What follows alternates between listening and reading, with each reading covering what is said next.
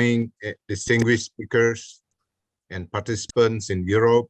Good afternoon to those from Asia. On behalf of the Council of Palm Oil Producing Countries, or CPOPC, I would like to thank everyone today for joining our webinar session this afternoon. Today's topic is as relevant as ever because it is a conversation that is long overdue on sustainability. The conversation of achieving net zero relates to the agreement attained at the COP26 meeting of the United Nations Climate Convention, UNFCCC, whereby countries agreed to pledge to reduce emissions of carbon dioxide. What does net zero actually mean?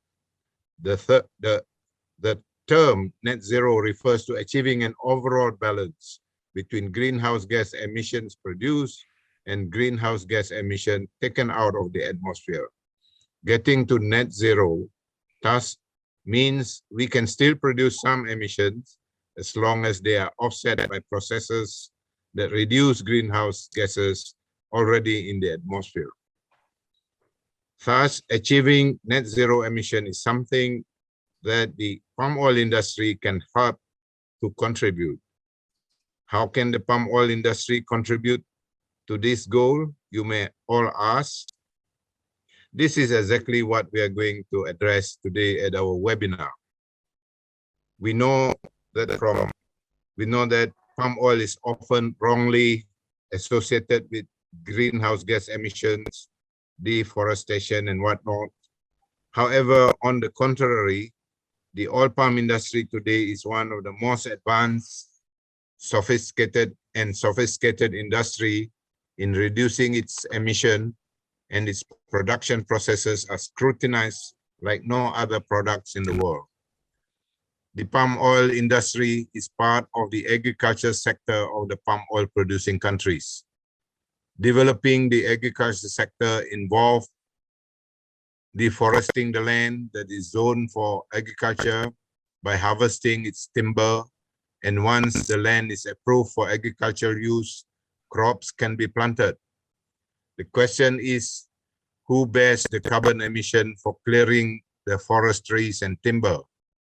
I believe it should be attributed to the logging, timber, and wood furniture industry. Otherwise, all agriculture crops will be linked to past deforestation and carry the CO2 emission footprint irrespective of the time when the deforestation took place, unless the land is replanted with forest species to remove the CO2 from the atmosphere again. Whichever option we take, oil palm is far more advantageous compared to other agriculture crops in terms of carbon footprint comparison. Oil palm is a forestry species providing green tree cover on our agriculture land.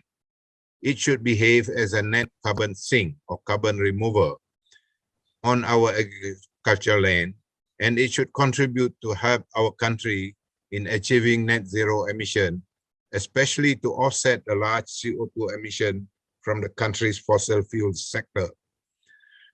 It is also important to stress, once again, on the palm oil industry's steady contribution to the development of agricultural economy of many developing countries, and that oil palm cultivation brings high yield of food oil, which supports food security, with relatively little disruption to indigenous forests and animal species compared to other crops such as rapeseed and soya.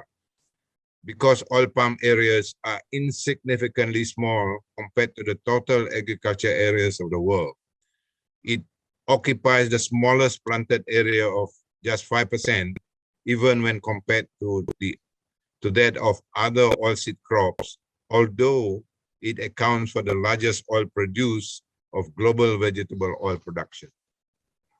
So today, our webinar is held to encourage everyone to participate with an open mind and share views with our notable experts who have been supporting sustainable palm oil for many years. I would like you all to come up with valuable recommendations that will be beneficial to the interests of palm oil consuming and producing countries. Thank you very much to each and every one of you. Thank you.